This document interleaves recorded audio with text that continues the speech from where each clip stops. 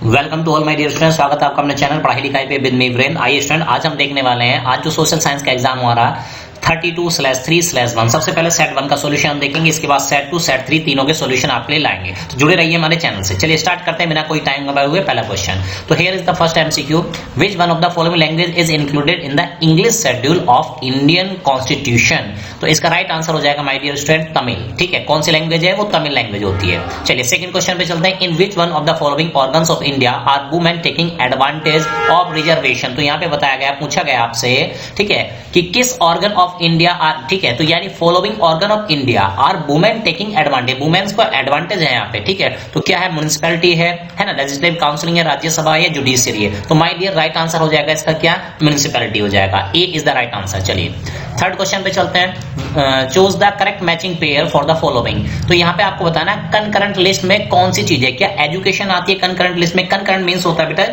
जो सेंटर और स्टेट दोनों के अंडर आती है, तो दैट इज राइट आंसर हो जाएगा बेटा इसका एजुकेशन। तो एजुकेशन क्या आती है बेटा? स्टेट और सेंट्रल गवर्नमेंट दोनों के अंडर आती है। नेक्स्ट फोर्थ क्वेश्चन देखेंगे, which of the following statement represent gender equality. इनमें से कौन सी चीज है जो रिप्रेजेंट कर रही है किसको? जेंडर इक्वलिटी को रिप्रेजेंट कर रही है। ठीक है, तो my dear student right answer इसका क्या हो जाएगा? D, providing voting rights equally to man and women. यानी मैन और वुमेन के वोट की वैल्यू इक्वल होती है, दोनों को राइट है कि वो वोट कर सकें। ठीक है, क्वेश्चन नंबर 5 की तरफ मूव करते हैं। To perform the party system, which one of the following tasks has been made compulsory? यहाँ पे इंपॉर्टेंट वर्ड है बेटा कंपलसरी। ठीक है, कौन सी चीज कंपलसरी है? तो कंपलसरी यहाँ पे पूछा गया है। ठीक है, यानी कि चॉइस पे नहीं छोड़ा गया, कंपल्सन है, मैंडेटरी है। तो यहाँ पे इस वर्ड को अंडरलाइन करेंगे, इसके अकॉर्डिंग हम आंसर सेलेक्ट करेंगे। ठीक है, तो मोस्ट अप्रोप्रिएट आंसर यहाँ पे देखने वाले हैं। तो it is now compulsory for all political parties to file income tax. तो बिल्कुल सही बात है, इनकम टैक्स रिटर्न फाइल करना होता है सभी पॉलिटिकल पार्टी को, तो ये मैंडेटरी है गवर्नमेंट की तरफ से। ठीक है, तो पहला वाला ऑप्शन आना चाहिए। ठीक है, तो आप देखेंगे यहाँ पे फर्स्ट वाला किस में आ रहा है? ए में है, बी में है, सी में। ठीक है, और यहाँ पे देखेंगे it is now compulsory for all parties to have 1/3 women candidates. तो बेटा यहाँ पे ध्यान रखेंगे कि ये कंपलसरी नहीं है, यहाँ पे कंपल्सन नहीं है, बट ये कहा गया है कि जो पार्टीज है उनको ऐसा करना चाहिए। ठीक है, but it is not mandatory, not compulsory. तो इस ऑप्शन को भी स्किप करेंगे। ठीक है, चलिए थर्ड देखते हैं, it is now compulsory for all political parties to hold their organisational election की, उनको अपनी ऑर्गेनाइजेशन के, है ना, जैसे प्रेसिडेंट सेलेक्ट करना अपनी पार्टी का, तो उनको इलेक्शन कराने पड़ेंगे। तो यस इट इज मैंडेटरी। तो ध्यान रखना है ये कंपल्सन है यहाँ पे। ठीक है, बी वाला कंपल्सन नहीं था, सेकंड वाला कंपल्सन नहीं था। ठीक है, तो यानी फर्स्ट भी आना चाहिए, थर्ड भी आना चाहिए। तो ऐसे कौन कौन से ऑप्शन है देखें, तो ये हम पे फर्स्ट आ रहा है, थर्ड भी आ रहा है। ठीक है, यहाँ पे देखेंगे बी में फर्स्ट और थर्ड नहीं है यहाँ पे, यहाँ देखेंगे सी में फर्स्ट और थर्ड भी है, तो यानी ए और सी में से कोई ऑप्शन होने वाला। अब चलते हैं फोर्थ ऑप्शन की तरफ। It is now compulsory for all candidates to disclose information about pending criminal cases. यानी किसी कैंडिडेट के अगेंस्ट में कोई क्रिमिनल केस अगर चल रहा है तो उसको एफिडेविट जमा करके वो इंफॉर्मेशन वहां पे देनी होती है, तो ये भी कंपलसरी है। तो बेटा माय डियर स्टूडेंट यहाँ पे देखेंगे क्वेश्चन में पूछा गया कंपलसरी कौन सी है, तो कंपलसरी केस में हम क्या करेंगे?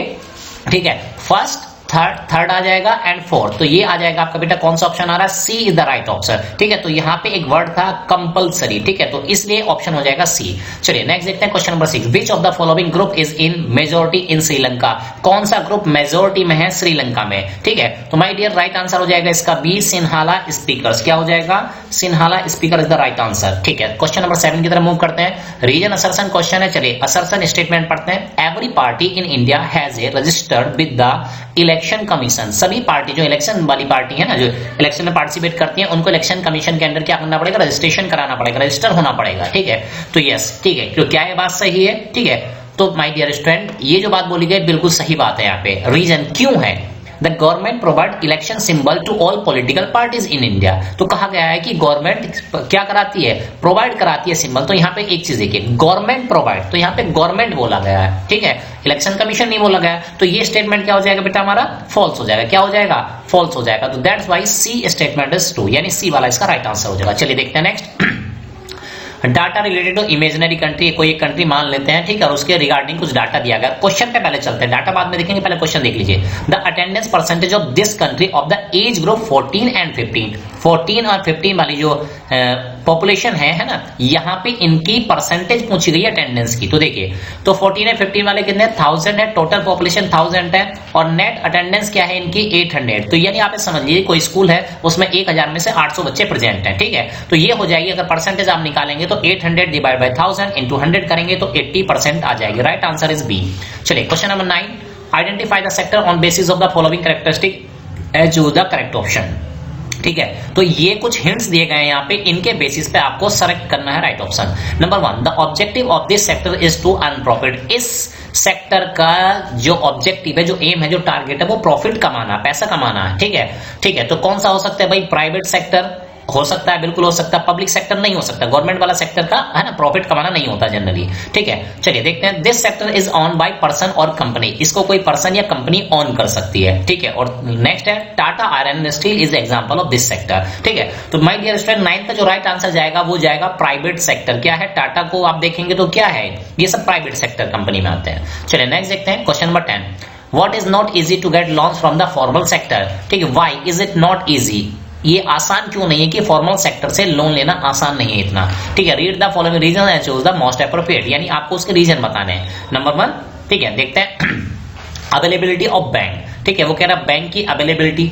ठीक है, इसको देखते हुए। सेकेंड है अवेलेबिलिटी ऑफ द कोलेट्रल, इसको देखते हुए। Long and complicated loan process को देखते हुए, या अवेयरनेस ऑफ द बोरोवर को देखते हुए। ठीक है, तो माय डियर स्टूडेंट 10 का जो राइट आंसर जाएगा इसमें सेकंड वाला सही हो जाएगा आपका, थर्ड वाला भी सही है, यानी पहला वाला यहाँ पे सही नहीं है। ठीक है, ठीक है, अब यहाँ देखेंगे जो ऑप्शन आपका फिट बैठेगा इस ऑप्शन में, वो बैठेगा बी ऑप्शन करेक्ट हो जाएगा। कौन सा?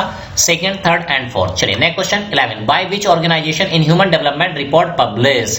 कौन सी ऑर्गेनाइजेशन है जो ह्यूमन डेवलपमेंट रिपोर्ट पब्लिश करती है? ठीक है, तो चलिए जानते हैं राइट आंसर क्या है 11 का। तो ये हो जाएगा आपका United Nations Development Programme, UNDP जिसको बोला जाता है शॉर्ट फॉर्म में। चलिए identify the odd one out. Odd one out बताना है आपको। चलिए देखते हैं पहला क्या, हिंदुस्तान कंप्यूटर्स लिमिटेड। सेकंड है Bharti Airtel limited, Hindustan Unilever limited, Bharat heavy electricals limited. ठीक है, तो यानी कि आप देख पा रहे हैं हिंदुस्तान यूनिलीवर लिमिटेड, इसका राइट आंसर हो जाएगा। हिंदुस्तान कंप्यूटर टेक्नोलॉजी में है ना, कंप्यूटर्स में डील कर रही है। भारतीय एयरटेल आप जानते ही हैं, एयरटेल के सिम वगैरह कम्युनिकेशन से डील कर रही है। ठीक है, Bharat heavy electrical limited technical है ना। अब जबकि यहाँ पे हिंदुस्तान यूनिलीवर क्या हो जाएगी, ये ऑड वन आउट हो जाएगा यहाँ पे। नेक्स्ट देखते हैं 13, choose the correct option to fill in the blank. ठीक है, यहाँ पे पहले ब्लैंक देख लेते हैं क्या है। The process of removing barriers on foreign trade and investment by government is known है।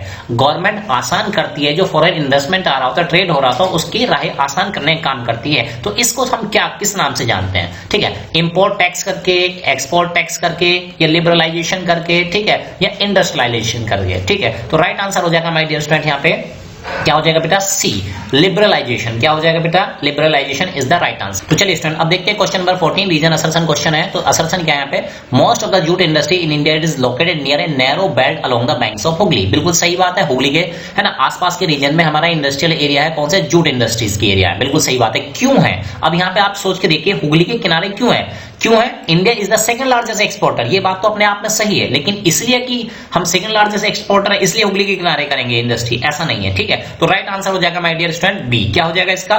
B is the right answer. चलिए नेक्स्ट क्वेश्चन देखते हैं, क्वेश्चन नंबर 15 देखते हैं। Sariska wild life sanctuary, Manas tiger reserve, Periyar tiger reserve, Corbett national park. तो कम से कम आप कॉर्बेट का तो जानते हैं। ठीक है भाई, आप कुछ जाने ना जाने है ना, तो हमारे रीजन में आए, देहरादून रीजन में आया, तो आप कम से कम इतना तो जानते हैं कॉर्बेट वाला क्या है, उत्तराखंड है। यानी दैट्स वाई डी वाला जो ऑप्शन है वो फर्स्ट का हो जाएगा। ठीक है, तो ये शायद एक में ही दिया हुआ है, तो बहुत आसान क्वेश्चन हो गया, इसलिए आपका B is the right choice. चलिए नेक्स्ट क्वेश्चन नंबर 16 की तरफ चलते हैं।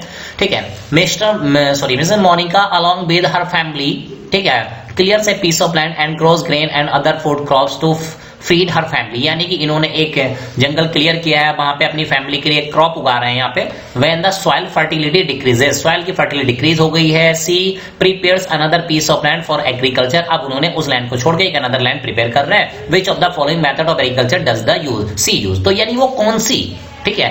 मेथड यूज कर रहे हैं इरिगेशन का, क्या है ये, प्लांटेशन है, स्लैश एंड बर्न फार्मिंग है, इंटेंसिव है ना सब्सिस्टेंस फार्मिंग है, या कॉमर्शियल फार्मिंग है, ठीक है। तो my dear student right answer हो जाएगा इसका B, slash and burn farming. चलिए नेक्स्ट क्वेश्चन की तरफ मूव करते हैं। 17 the germs of which disease paved the way for Europe conquest of America in the later half of the 16th century, ठीक है। तो right dear my dear student right answer हो जाएगा इसका क्या, स्मॉल पॉक्स। क्या हो जाएगा, स्मॉल पॉक्स। चलिए नेक्स्ट देखते हैं 18 in reference to the Germania allegory the olive branch around the board symbolizes which one of the following। तो माय डियर स्टूडेंट इसका राइट आंसर होने वाला है यहाँ पे बिलिंगनेस टू मेक पीस। क्या हो जाएगा, बिलिंगनेस टू मेक पीस। चलिए 19 क्वेश्चन है which among the following newspaper is related to Bal Gangadhar Tilak से कौन सा पेपर रिलेटेड है, माय डियर केसरी। आप देखेंगे है ना उनको केसरी का शायद टाइटल दिया गया था क्या, है ना, रिमाइंड करेंगे आप लोग। चलिए question number 20 arrange the following historical event in chronological order, time के अकॉर्डिंग आपको अरेंज करना है, ठीक है।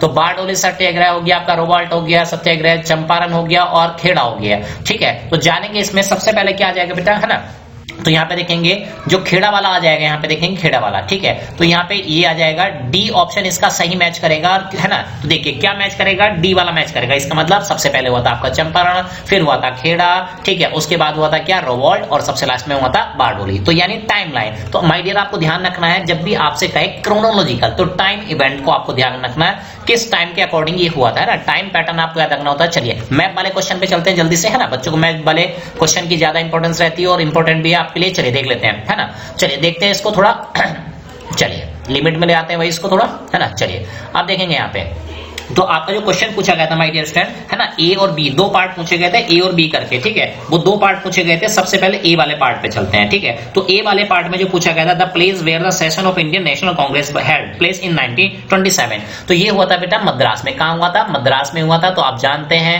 है ना, महाराष्ट्र, है ना, मद्रास जिसको चेन्नई कहते हैं, आज की डेट में क्या कहते हैं, चेन्नई कहते हैं। तो ये राइट ए आंसर हो जाएगा, ठीक है। उसके बाद चलते हैं next the place where Mahatma Gandhi broke the salt, तो आप जानते हैं दांडी मार्च, है ना, ये रिलेटेड है ना, साइंस सब्जेक्ट में भी आपके दिया हुआ और यहाँ पे भी दिया दांडी मार्च। जैसे आप जानते हैं दांडी, है ना, ये कहाँ पे है, ये गुजरात में, प्लेस कहाँ पे, गुजरात में। चलिए इससे नीचे वाला जो क्वेश्चन था विजुअल इंपेयर्ड के लिए था, तो हम चॉइस में छोड़ देना है उसको, ठीक है। नेक्स्ट बी सेक्शन की तरफ चलते हैं। बी सेक्शन में आपसे कितनी चार चीजें पूछी गई माय डियर स्टूडेंट, चार चीजें पूछी गई। पहला an international airport of West Bengal, West Bengal का एक, है ना, क्या है आपका एयरपोर्ट है, तो ये आपका नेताजी सुभाष चंद्र बोस एयरपोर्ट हो जाएगा। तो यहाँ लोकेशन हो जाएगी इसकी वेस्ट बंगाल में, ठीक है। और सेकंड है software technology park of Karnataka, ठीक है। तो ये हो जाएगा सेकंड वाला बेंगलोर। कहां हो जाएगा बेटा, बेंगलोर में हो जाएगा, जैसे कि आप जानते हैं। नेक्स्ट देखें a nuclear power plant located in Maharashtra, तो आप जानते हैं महाराष्ट्र में कौन सा है, तारापुर है। कौन सा बेटा, तारापुर न्यूक्लियर पावर प्लांट है। और लास्ट वाला हो जाएगा major sea port of Orissa, ठीक है। तो आप जानते हैं ये हो जाएगा आपका पारादीप। क्या हो जाएगा बेटा, पारादीप हो जाएगा, सी पोर्ट हो जाएगा, ठीक है। इस तरह से आप यहाँ को, है ना, करेक्ट कर लेंगे इसको, ठीक है, ठीक है।